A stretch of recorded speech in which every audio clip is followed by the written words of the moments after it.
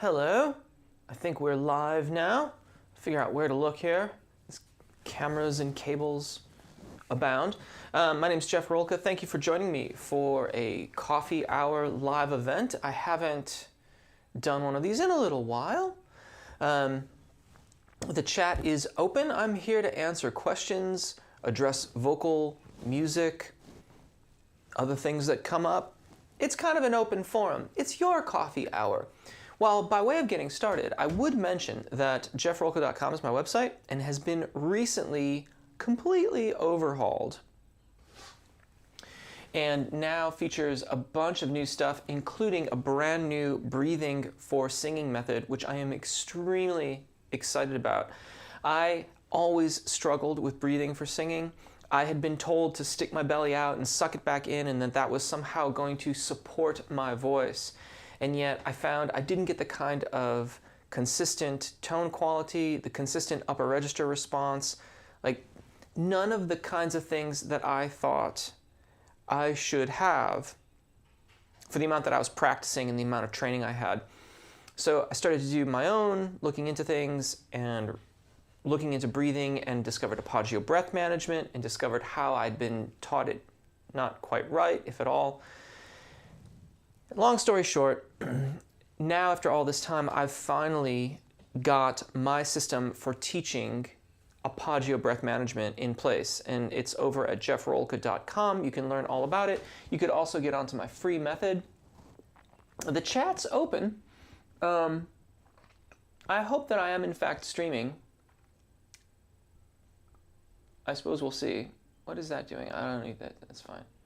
There's like a little weird icon there. I wonder if I pop the chat out, if that will... Oh, here we go. Hello, Russell Brothers Animation. There we are. Hello, dear. Hello. Thank you for popping in there. Oh, thank you, Lila. Appreciate that.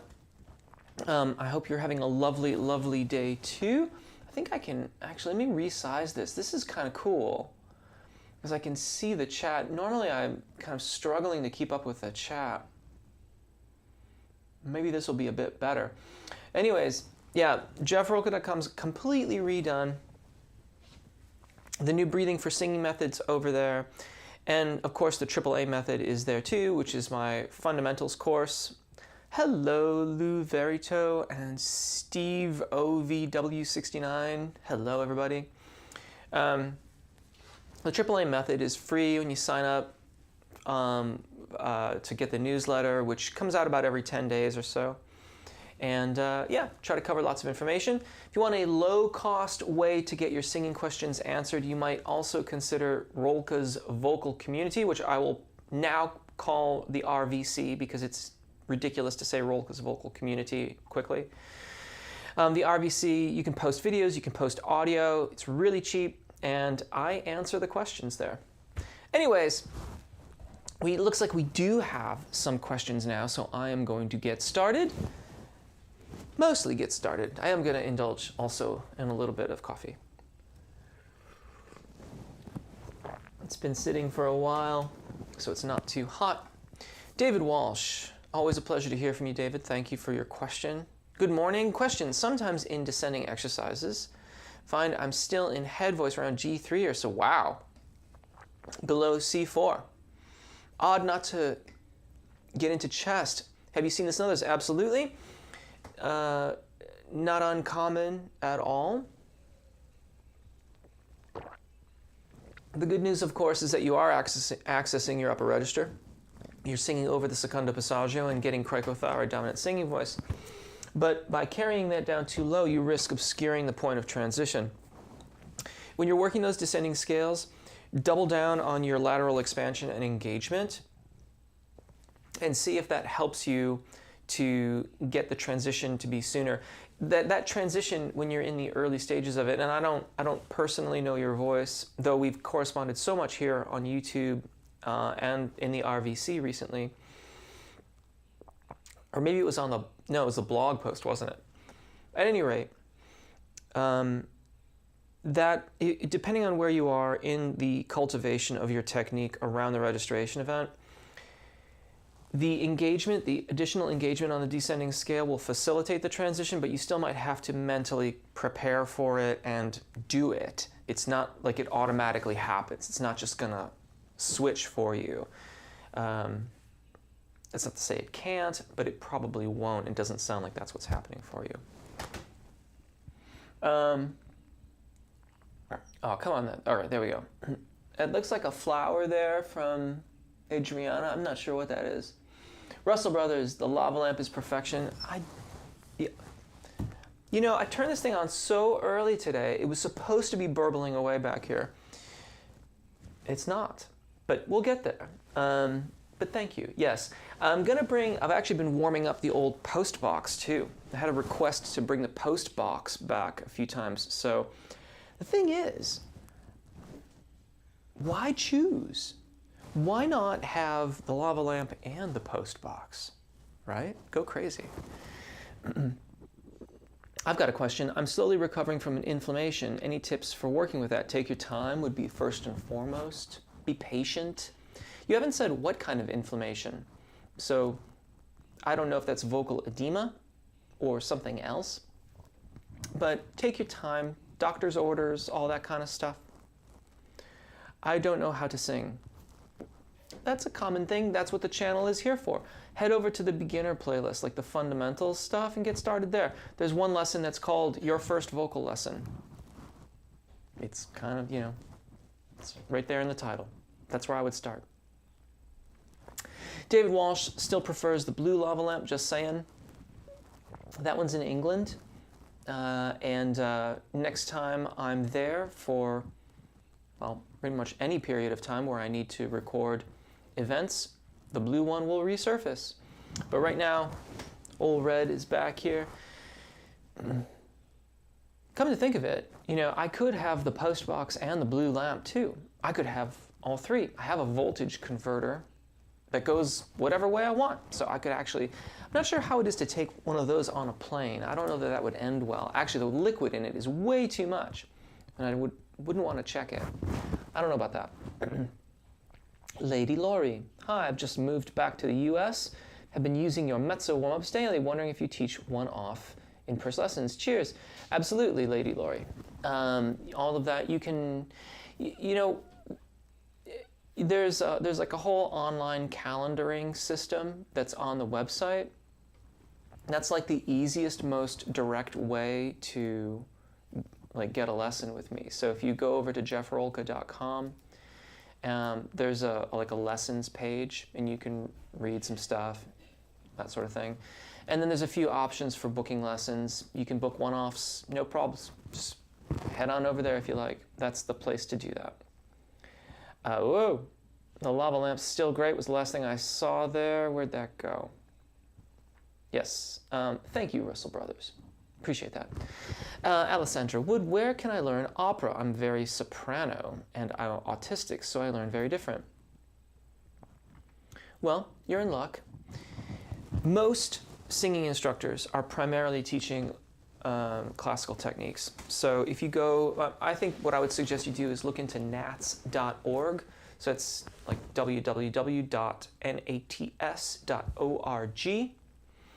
And you can find a teacher in your area. You could probably also find one online. And just look for opera teachers. You will find a plethora of them.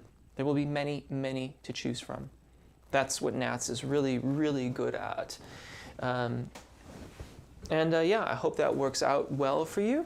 And I hope that you find someone that can work with your learning styles. That's something that we can all benefit from when we have teachers that recognize we learn differently and can accommodate those learning styles. I like the YouTube play button there, Russell Brothers. Max R, what's the best way to address phlegm? Hydration is key. So making sure that you're hydrated. Room temperature water is what hydration, that's like the way to hydration. So that'd be the thing to do. Vocalizations are the best way to clear it. So if you find that you're particularly phlegmy and This is a known part of your world. Plan accordingly. If you have to sing something that's of critical importance, and you know that to clear phlegm, you must warm up carefully and slowly for 45 minutes, make sure that you warm up for 45 minutes carefully and slowly, immediately preceding your critical performance. Staying hydrated will certainly help. You know, I've had people tell me to take guaifenesin, which is like Mucinex. I didn't like that. I tried it once, but I'm really not fond of those kinds of things, especially when it comes to what for me is effectively like a lifestyle choice. If I were relying on that to somehow reduce the phlegm, then I mean that's like a kind of like a daily thing, you know, that I would have to do. Much better, in my opinion, to plan hydration and plan warm-ups and vocalizations, so that if there's any kind of issues that way, they get cleared. It is worth mentioning that sometimes that can be an indication there is silent reflux happening or acid reflux. If that is the case, you'll want to talk to your doctor about it and figure out a strategy. Denise, hello. Good to see you pop up. Lou Verite, think my message got lost. I'm slowly recovering from an inflammation, laryngitis. You know, and honestly, the same thing there. If you've seen your doctor, then, you know, do what they say. With laryngitis, where'd that go now? With laryngitis or vocal edema, it's possible that there could be it's possible that like a period of silence could be necessary, or a period of reduced usage of your voice. You'll want to talk to your doctor about that. When I had my vocal edema, and I cut and edited a video on vocal edema. I never released it because I just wasn't like, well, one, I failed to get the video of my vocal folds vibrating, but I had photos, and I felt like the photos were just a little anatomical for what we do here on the channel. And as much as I want to help, and also not being a doctor, I felt really odd about sharing my experience and what my doctor told me for my vocal edema, because your voice is quite likely to be different from my voice, and your doctor may likely have different advice for you. So I don't feel like I'm an expert on vocal edema when it comes to telling anyone else what they have to do to fix their vocal edema or laryngitis or vocal damage. I can give you the generalized kinds of information. Some amount of vocal rest is necessary. Be patient. When you do have the go-ahead to sing, which you should at least talk to your doctor or get a scope down there to assess the level of inflammation and damage. When they say like it's okay to go ahead, then start in the most absolute comfortable middle range of your voice and work outwards from there, taking your time and just being very, very patient with the recovery. It can take some time to fully recover. For me, I felt like once I had the okay and I was seeing productive results, it was still like 6 weeks before I started to feel normal again, where I started to feel like, okay, this is working the way I'm accustomed to it working. Luke, good afternoon from Liverpool. Hello, Luke from Liverpool. Thank you for chiming in today. Of course, I mean, you know what I'm going to say, right? I do love the Beatles. I'm sorry. I'm pretty sure that probably gets thrown around too much. Anyways, we'll let that go. My question is, I'm a baritone. I can reach some notes that are tenor range. Can I expand my range at 33 years of age? Yeah. Without damaging the voice it's for an audition. Ooh, well, that's okay. So, yes, you can absolutely, I mean, well, one, you haven't actually stated what notes you're ascending to. Kind of depends on what part of the tenor range. With good registration event practice, you'll get 90 some odd % of the range that tenors cover. it depends on when the audition is, and it depends on how much more range you're talking about. It also depends on whether or not you're doing the registration event or you're belting those notes out. If you're belting the notes out, then that's a self-imposed limitation on the overall tessitura of your voice, because you are only using the chest voice muscles for that. If you're using your cricothyroid dominant singing voice and achieving voce piena in testa, which is to say a smooth transition into the head voice, that it sounds like your chest voice, if that's what you're doing, because when we do that transition well, you can't tell the difference between the two, then sure, you can probably get another semitone or another whole step, maybe even a minor third for the audition, depending on when the audition is. If it's tomorrow, probably not. If it's in 2 to 3 weeks' time and you are making that good transition as I described it just now, then turn the melodic lines into vocalizations and practice them that way. Get rid of the lyrics for a little while, and do the lip trill, do a solid vowel sound, do all that kind of stuff. And that will be of great help. If you are not making a good transition over the secondo passaggio, if you are belting those notes out, and if the audition is coming up very soon, it's quite likely that that might not work out. But I'm never one to put limitations on anyone, basically, because I don't know ultimately what you're capable of. And I want to be realistic about the challenges that you might face, while also telling you that if it's that important and you truly wish to make this thing happen, then I would consider what I have just said and get your plan of action together and get to work. Because the one thing of all of that I can positively assure you of is that if you don't do anything, it probably won't happen. Some action here is going to need to be taken if you need that additional range. Kevin, hello. Navajo David, what is a good way for me to find my vocal range? Do the vowel alignment exercises on my channel, quite frankly.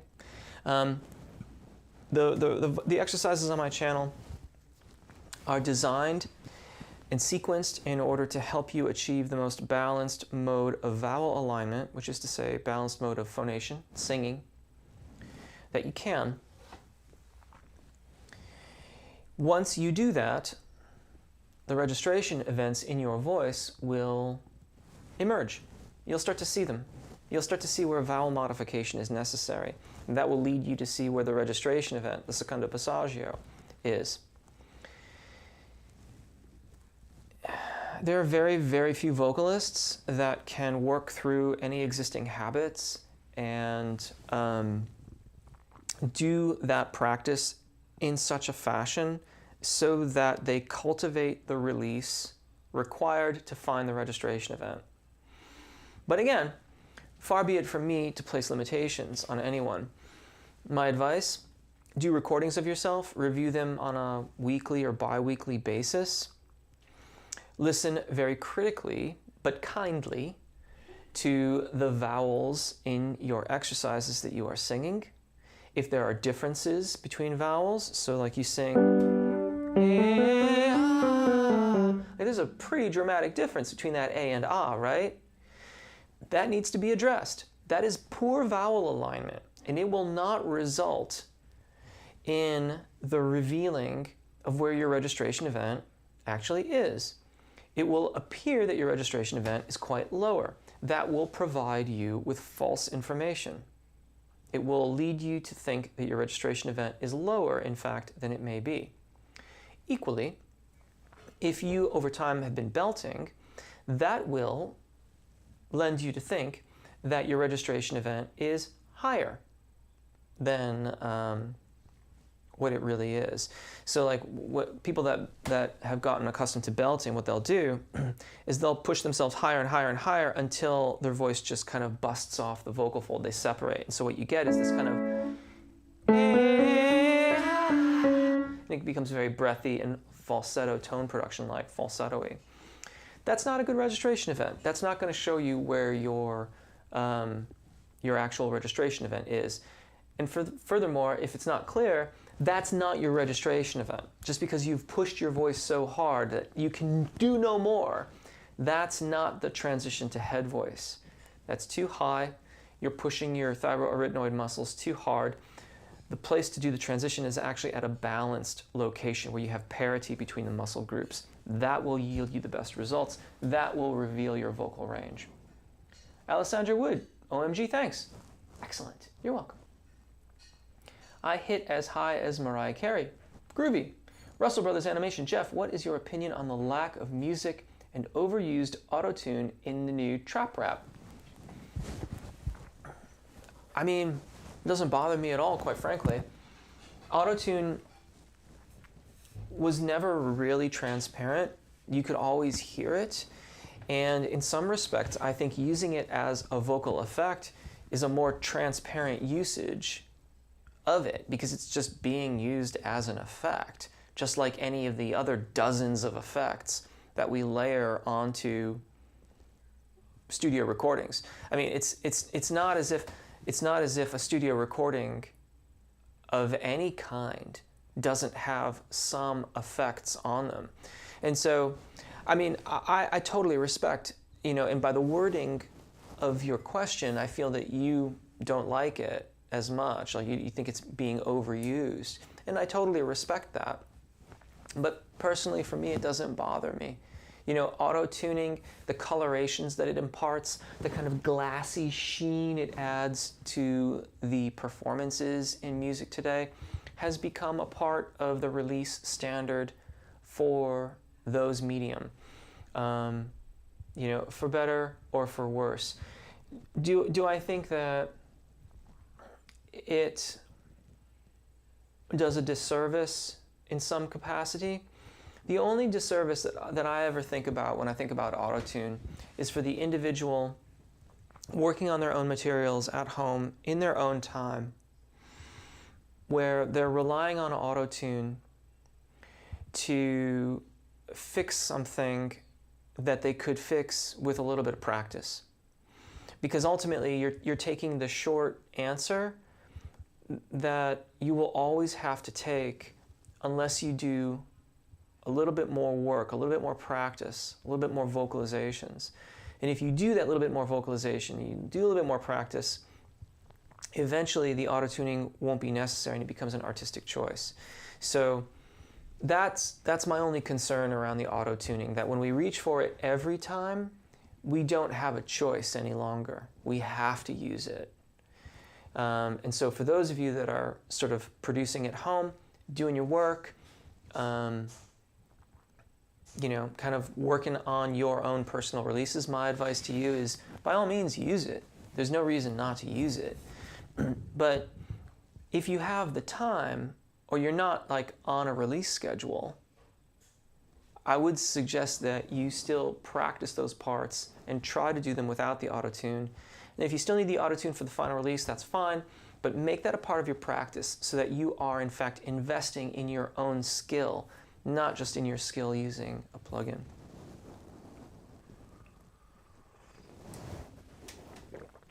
Sorry, I'm forgetting to mute my microphone when I'm taking drinks. I think you can still hear me through the piano mics anyway, but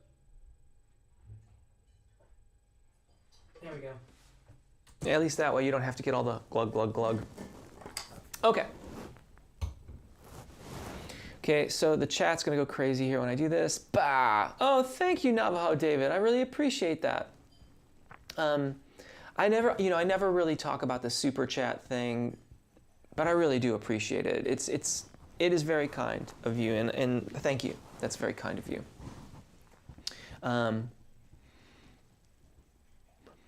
I can't find my head voice. Not uncommon. Start from the top down. Start with sirens, the woo. That's a good way to get a sense of where the cricothyroid dominant singing voice is. Head voice. Cricothyroid dominant singing voice and head voice are synonymous. Sirens are the place to start. And then I did okay, so here's the thing. 3 video series here on YouTube, free, There's a playlist on my channel for it. I think it's the High Note series playlist or something like that. If someone knows where that is, would you please pop a link in the chat for Ayukunlemi? I apologize. I'm so sorry. I don't want to attempt your last name, and I've probably done a poor job on your first name. So please accept my apologies. But the High Note, there's a 3-video High Note series. There's also High Note Bootcamp, which is on jeffrolka.com. That's a paid course. It's a premium thing that I built. It is a step-by-step method to teach one how to access their cricothyroid dominant singing voice, narrow down where the registration event is so they know how to prepare for it and how to prepare to get out of it, and then practice, like just video after video of specific exercises to master that transition so that you can sing smoothly across it. Like I said, there's 2 levels. There's one that's less expensive than the other one, but it's a paid course. And I might also mention it again. I'm usually kind of terrible about this. jeffrolka.com has been totally redone. The AAA method is free. It is available and waiting for you. It's a method in fundamentals. If you have been frustrated with breathing for singing or support, if you've been told to stick your stomach out and pull it back in, but you find that it's not really getting you the results that you want, or you're practicing tons, but it's still not really making it happen, I just finished a breathing for singing course to add to the new website. It is on sale for a limited time at a deep, deep discount. You can find out about if you go through the checkout process. And it answers those questions, and it is tailor-made to help one establish apagio breath management and really get support, dynamic subglottic air pressure applied to the vocal folds so that you're getting truly great support for your singing voice. I know those things aren't for everybody, but I just want to mention them again. Okay. It's Delim. Along the lines of Luke's question above, my choral coach insists on keeping the space wide open, therefore keeping the timbre as I ascend, but the school teacher insists on narrow timbre and to stay light. Yeah, that's not uncommon. Remember, a choral director's main goal isn't to make you sound the best. It's to make you blend with everyone else in the choir so that the choir has a really homogeneous sound. That sounds like a knock on choir directors. It's not meant that way. It's meant that there is a different modus operandi that's happening in that environment. There's a different set of skills and requirements to work in that environment. For better or for worse, both of your teachers are right. If it's frustrating, I'm sorry.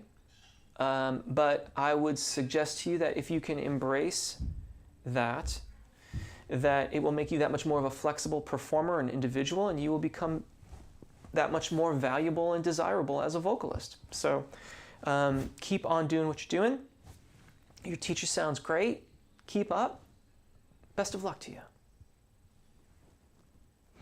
I don't know why all of my family members have a beautiful voice, but I don't have it. Why? I don't know. I'd have to hear all your family members and see if I agree first, and then I'd have to listen to you and find out if I agree with you too. Maybe they practice more. Maybe they listen to music more. I don't know. I don't know all the intricacies of your situation. What you might just do is work on your vocalizations and vowels and try to enjoy your voice for what it is and enjoy the process of learning more about it. In that learning, I think that you will find not only hopefully more happiness in the usage of your voice, but also that it improves. It's worth mentioning that what you're talking about is very subjective. So ask 10 people, they may all have differing opinions. I don't doubt your assessment of it, but we can often listen to ourselves and be our own worst critics too. There's possibly an aspect of that in there as well. Luke Stevenson, thanks, bud, and yes, love the Beatles. Brilliant. Well, thanks so much. I appreciate that. Yeah, and I hope that I've heard that the weather, at least down in the the South Midlands. I guess I'm not sure if it's the South Midlands. Over in the area of St. Albans and Watford, it's been beautiful this past week. So I hope you're getting that really, really beautiful weather up there too. Where are we? Hello, Merjay. Merjay, I have this question. How to activate nasal Radix while singing higher. Not sure what Radix is, but I can show you my favorite exercise. Well, there's a couple. One is getting in touch with the musculature that lifts the soft palate. And if you can snort like a pig, that will kind of give you that inner feeling of the soft palate lifting. I know, right? Like, that's what singing teachers spend their time doing. But the exercise that I like so much is the NG noise. So if you say the word hung, and you hold on to that NG at the end, hung, you should feel the rear of your tongue lifting, and it touches the roof of your mouth. So air is only going out your sinuses. And then you can do some exercises that way.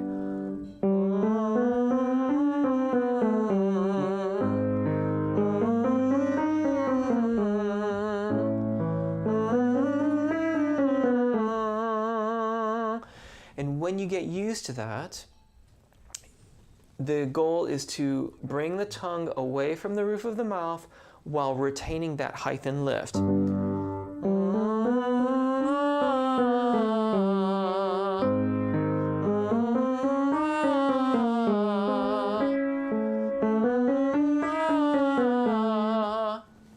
Those are some of my favorite exercises for that. Hey, Jeff. Just dropping in to say thank you for your warm-up videos. Using them every day. Brilliant. Keep up the good work. I hope they serve you well. The chat's probably going to explode again here. Yep, there we go. That wasn't too bad. Zachary, I'm the wolf. Perhaps I should say, Zachary, you're the wolf. Hey, Jeff, do you have any tips for getting used to singing while playing? That's a great question. I'll mute because I care.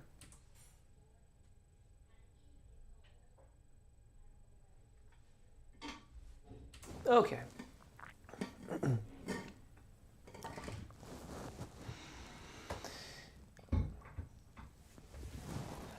Yeah, you want the playing to be as automatic as possible. You haven't specified what you're playing. Personally, I find it easier to have better posture at the piano than on a guitar. Basically, everything about playing guitar, I find, like I'm wrapping myself around it, or playing piano, I find much easier to have a proper posture. That's one thing to certainly consider carefully. But yeah, make it as easy as possible on yourself. That would be, let's call that the big rule. Make it as easy as possible. So if you can sing a part, like if the part's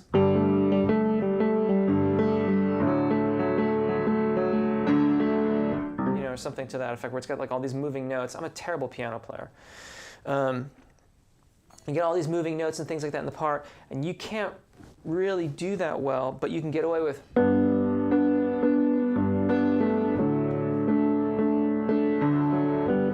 then do that instead, right? The goal of the accompanying should be to serve your singing, to make it so that you are accompanying yourself, you can sing the song.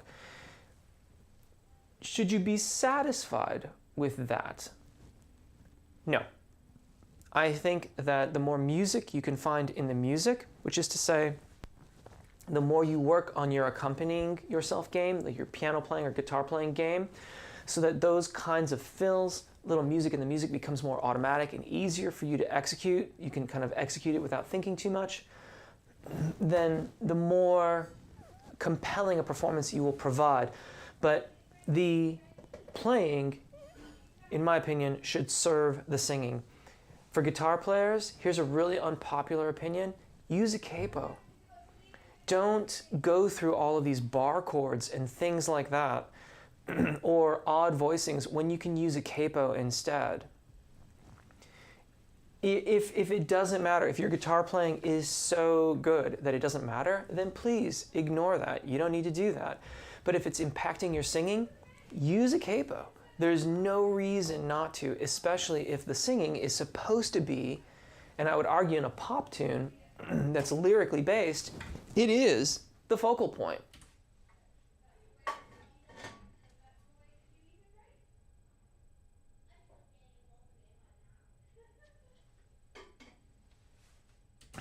I really need to gargle, but I'm not going to subject you all to that. Russell Brothers, thanks so much, Jeff. You're welcome. Jade, I've been told I'm a tenor by all my voice teachers and professors, but I still feel like a baritone. Is there an explicit way to find which one I am, or is it all a mind game when you're in between? That's a really astute question.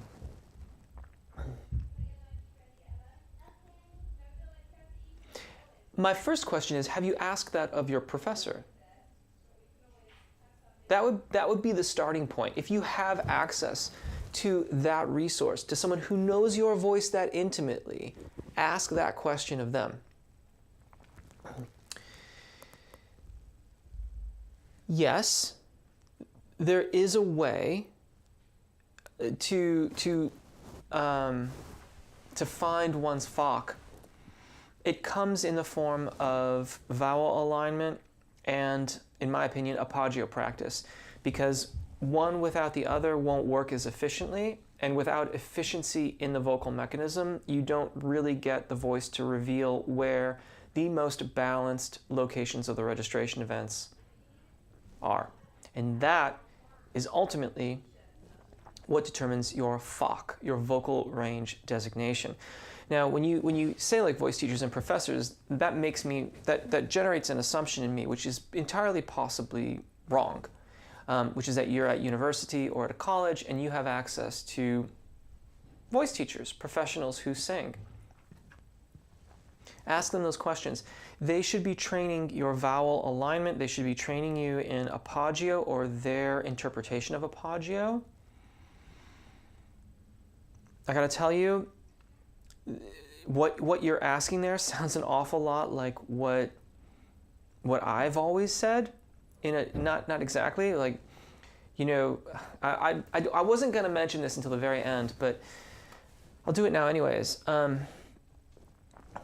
I always struggled, like, so I'm a tenor, yet I couldn't do the things that other tenors did. I didn't get the response from my voice that I felt like I should have for the amount of time I was practicing and the amount of training that I had had, and for the fact that everyone told me I was a tenor. Things weren't working the way that I thought they ought to. And after some time and some years, I started to study appoggio breath management on my own through Richard Miller's book, Training Tenor Voices. Training Tenor Voices got me started. It's not entirely true. I studied appoggio with Megan Dibble. That's the person who helped me change my breathing pattern from the stick your stomach out, pull it back in method to appoggio. So I made that transition under her tutelage. And that changed everything. That's when I truly, in my opinion, became a tenor. Because up to that point, it always felt like second guessing. It never felt like it ought to have been.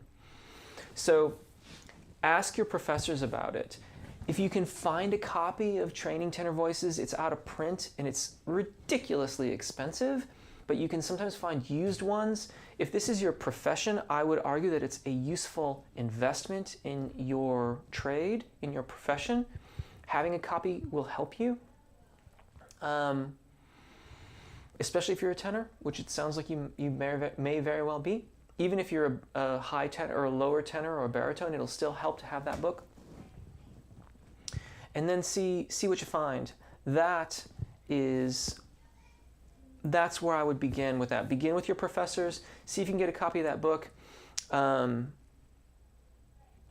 Maybe consider my Breathing for Singing course. That if you ultimately determine that you are not following appoggio, but your teachers are telling you that it is appoggio, but it maybe contradicts with what you read in the Richard Miller book, then maybe you want to consider my course, because that course is all about establishing apogeo breath management, learning it from the absolute beginning, or worse, when we have other breathing patterns in place already. Denise Yonkers liked invest in your own skill. Thank you. I appreciate that, and I believe in that quite mightily. You've heard me say before that it's never been a better time to be an independent musician, and I believe that completely. It has never been a better time. You can produce your own materials in the comfort of your own home, with your own time. Of course, the danger is that you kind of put it off and put it off and put it off, but you can get recordings that are profoundly compelling and rival major label kind of release in terms of their quality, all at home.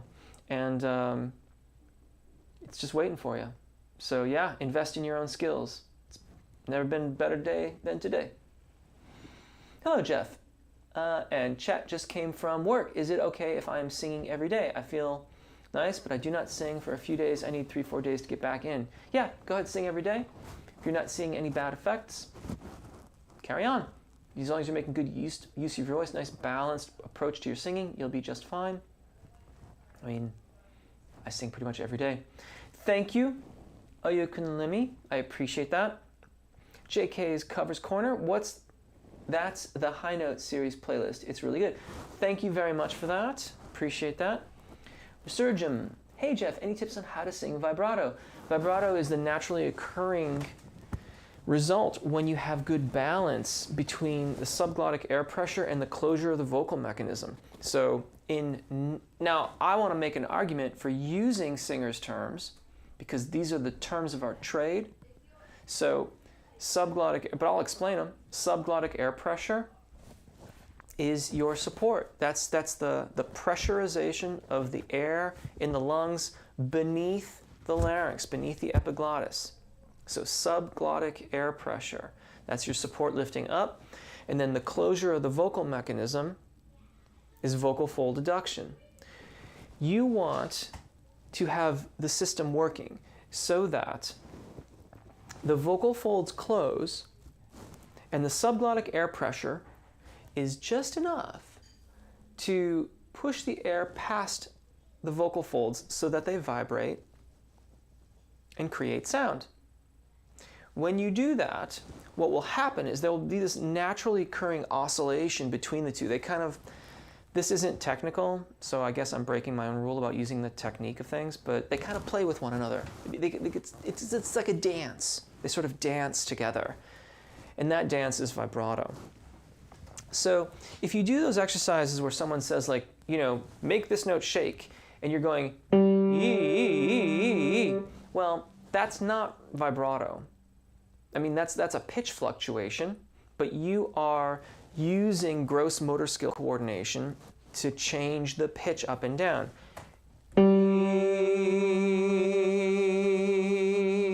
Is a much more subtle, connected kind of vibration. Equally, sometimes people create vibrato, in quotes, by attenuating the airflow. I don't think I can do that any longer. Or like the billy goat thing.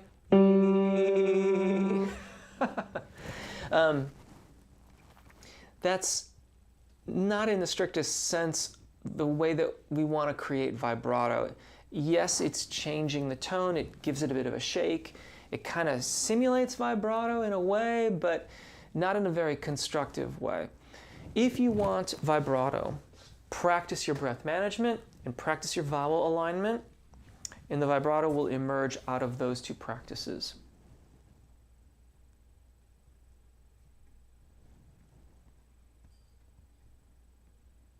Zlitz. Hey Jeff, I can sing in tune and have a decent tone, but I still sound bad.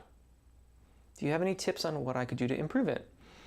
Well, I'm a little confused because you say that you have decent tone, but you sound bad. I'm afraid I don't know what you mean. Can you expound upon that a little bit? Like, how do you sound bad? Is it not musical? Are the phrases choppy? You say you sing in tune, so I presume it's not intonation, but are you sure? Have you checked it, like in auto-tune or something like that? And if you're going to do that, you need to separate the tracks. You can't like play your guitar and sing and then try to auto-tune that. You'll need to do them separately so that the vocal track is clean. You know, check it on Melodyne or auto-tune. See, double check it. So yeah, what do you mean by sounding bad? Because if you have a decent tone, to me that seems like you sound good. But I'm not sure. Sorry to not be of more immediate help. Dynamics gonna help? Yes, dynamics always help. I am fond of saying dynamics never go out of style, and I think that that's true. Are people born with good voices? I think we're all born with good voices. It's what we do after that point that kind of gets in the way.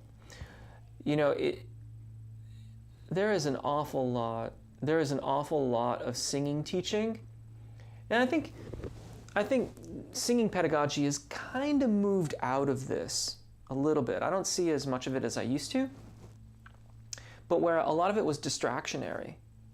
It was like, look over here, look over here, look over here, look over here. Ah, see? That was really easy, wasn't it?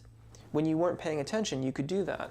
That whole like squeeze your butt cheeks for the high note thing, that's a distractionary technique. That doesn't actually engage any musculature that's legitimately helping you to produce the high note. It's just getting you to think about something else so you don't squeeze at the vocal fold. So yeah, a lot of singing instruction is teaching us to get out of our own way while we are doing the phrases. So yeah, I think all of us bring a unique perspective. I think all of us have something to add to the story. Are there those individuals who have voices that are generally accepted as being more pleasing than others? Yeah, but I don't think objectively you could say that that voice is any more pleasing, because you'll certainly find people that don't like them, right? Like, find 10 people that love, someone mentioned Mariah Carey, so Mariah Carey's on my mind, you know, that love Mariah Carey, and you can easily find another 10 that don't at all. It's not, you know, like, when you start talking about beauty in things, you enter the realm of the subjective. And putting objective qualifiers on that misses the point. I think we all have something to add to the story. Hey Jeff, got the hand clapping. I'm bass baritone, but I find that whenever I practice stuff, F#4, and you just lose my low range. Do you know any practices that are really good for low range? I can't find a good one. That's not uncommon. What the thing to do is to, you know, like, there are a lot of practices, like, I think mostly it's like the long scales videos and the extended range videos where I do exercises that are like,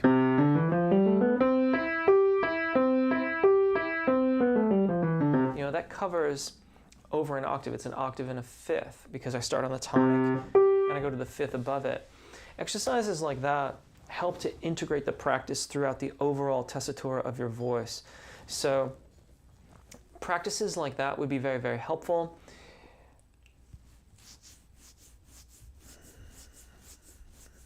There is something to be said for the voice getting vocalized to a specific area. And it really does happen to all of us. You know, I mean, my low range is not going to be like your low range, but I will lose what I have if I'm only vocalizing in a specific area of my voice. That being said, I've done enough of the wider ranging practices over my career and continue to do them, so maybe I retain a bit more than you're currently retaining. I don't know, I'd have to hear you sing. But wider ranging practices would be helpful. And making sure that maybe you do like a few exercises at the end of your practice session where you're doing narrow vowels descending to your lowest pitches. Wee, wee, wee, wee, wee. Wee, wee, wee, wee, wee. Wee, wee, wee, wee, wee. That after talking so much, that feels so good. Yeah, narrow vowels, descending scales. Mir J, thank you so much. You're very welcome, thank you. I'm gonna check the time here, where are we at? How long have I been streaming for? I have no idea. Oh, I've got a few more minutes. Let's see if I can get a few more questions. Zachary, who is the wolf? I'm the wolf. You're the wolf. We're all the wolf. I'm playing guitar. Forgot to toss that in. Yeah, guitar.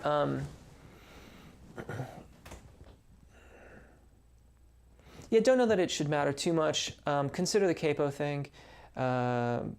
Consider the size of the instrument that you're playing. Like if you've got a big old dreadnought, then your posture is likely to be more compromised, and that's going to impact your singing. I have in the past advocated for playing it off on the side a little bit more than out in front. If you have a shallower body guitar, that's maybe not as important. I find that I often want to rest it on my hip when I'm playing, and that serves as a good anchor to know that I've got the guitar in a reasonably good position. I have had some people in the past say that they actually really like the guitar like pressing on their front because they can feel like their movements in expansion a bit, but if they're feeling their rectus abdominis muscles, their six-pack muscles pressing into the guitar, then they're not breathing in the most efficient capacity. That's not apogeo breath management. So that would be an indication that something in the breathing practice needs to change. I hope that helps. Yeah, I think the main thing is watch your posture, consider a capo, simplify the parts. Practice it, and above all else, practice it so it becomes second nature, habitual. You can do it blindfolded and without thinking about the parts at all, and then work to increase their complexity over time. David Walsh, testimonial. Thank you for this, David. I find High Note Bootcamp is an excellent resource for both developing and maintaining good transition between chest and head voice. Current transition problem notwithstanding. Thank you for that. I really appreciate it. Let's see if I can get a few more in here. Been using your warm-ups, baritone and tenor for my voice before practice and shows. I do a lot of rock-style vocals mixed between singing and screaming. Your warm-up is helping tremendously, mate. Brilliant. Awesome. I love working with the metal folks. Because I feel like in those styles, there is the tendency for some pain and discomfort and loss of function to occur, and with a bit of vowel alignment, a bit of engagement practice, and a bit more of that sort of thing, it can really, really help. So I'm really glad to hear that it's helping. Great stuff. Keep it up. I have a show on Saturday, and your warm-ups help build my confidence so much. Brilliant. Wonderful. Break a leg. Hey, Jeff. Shalom. Bugaya from Kenya. I have been working on my break, and I have been having problems. How else can I practice it out with the help of your videos here on YouTube? The problem is with keeping consistent airflow and articulate as I sing. Yeah, I mean, check the high note singing playlist here on YouTube. That's free. It's right. It's there right now, and it is a shorter synopsis of what I go through in the High Note Bootcamp. So it's just 3 videos. There's not a lot of exercises, but there's quite a few, and it is a sequential process to help with that practice.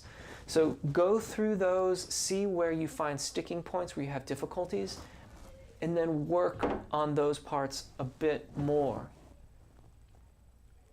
And finally, can you create a playlist? Oh, wow. Goodness, I'm so sorry. I did not realize how many questions I still had left here. Oh, wait. Oh, okay, there's not too many. All right. So quickly, can I create a playlist for singers to strengthen their voices after smoking nicotine or cannabis? I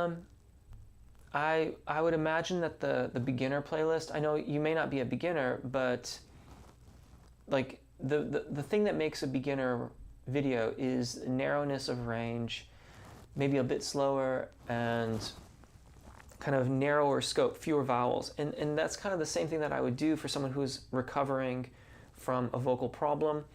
And while smoking and cannabis consumption aren't necessarily vocal problems, they can result in some loss of function and things like that. So I would start there and then move on to the warm-up videos that don't have full range, because I would really have to make playlists for all the various Fox, and I've already done that. Yeah, I would start in the way that I've just detailed it. What can be done to treat and baby vocals that are affected by smoking? Kind of a similar thing that I just said there. Nerd far away. Oh, hey, thought I wandered in. Well, welcome. Is 45 minutes per day enough practice time for starters? Easily.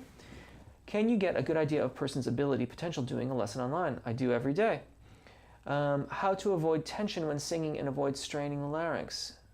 Desd from Argentina. Maybe a bit of motion while you're singing, and you could work on some dynamic air pressure exercises. Apagio breath management will help with that quite a lot. I wish I knew exactly what is wrong, but I don't. The only way I can describe the problem is that my singing sounds boring. I think it'd be a problem with my tone. Okay, so, I showed an exercise. You'll have to go back and find it, but I showed an exercise with the NG sound, the hung, earlier on. That's a really great way to kind of increase the overtones, increase the partials in your voice, and that can liven it up, make it sound more exciting. Dynamics can also make you sound more exciting.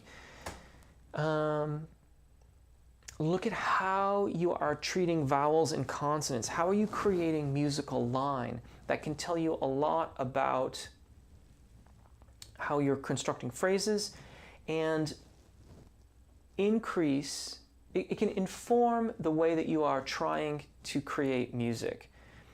From that information, you can decide upon other courses of action. So if, for example, you find that your phrases are very choppy, you're accentuating the consonants quite a lot, then consider focusing more on the vowels, making a greater connection from vowel to vowel. Another way of thinking about that is to bring the consonants down so that you get more of a musical phrase throughout the piece, and see how that helps. Hey Jeff, how do I get into mixed and head voice with ease? I find myself pulling chest a lot and then I can't go higher. Yeah, pulling chest is going to be a self-imposed limitation on your vocal range. The playlist I've mentioned a few times starts with that. If you want still more help, and you want a real step-by-step method, then High Note Bootcamp, which is on my website. Those would be the two main resources. And full disclosure, High Note Bootcamp is a paid course. It is not free, but the 3-video playlist here on YouTube is totally free. Hi Jeff, Mason here from Indonesia. I am struggling with the sense of progression from your exercise videos. Will doing the same exercise all over again give progress to my singing?